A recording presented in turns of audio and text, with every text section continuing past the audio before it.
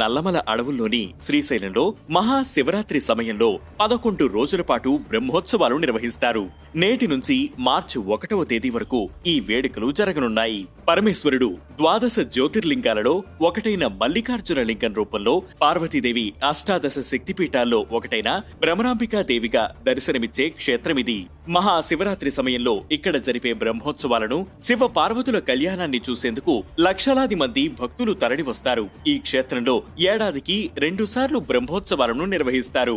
మొదటి ఉత్సవాలను సంక్రాంతి సమయంలో, రెండోసారి మాఘ మాసంలో వచ్చే మహాశివరాత్రి సమయంలో నిర్వహిస్తారు. బ్రహ్మోత్సవాల్లో మొదటి రోజు సాయంత్రం ధ్వజారోహణ, భేరీ పూజ చేసి దేవతలను ఆహ్వానించి ఉత్సవాలను ప్రారంభిస్తారు.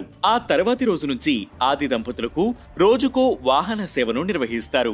మహాశివరాత్రి రోజు లింగోద్భవ సమయంలో వేద పండితులు, అర్చకులు కలిసి మహాన్యాసపూర్వక మహారుద్రాభిషేకం, ఆ తర్వాత శివపార్వతుల కళ్యాణం, చివరగా ప్రభోత్సవం, తెప్పోత్సవం నిర్వహించి ఈ ఉత్సవాలను ముగిస్తారు.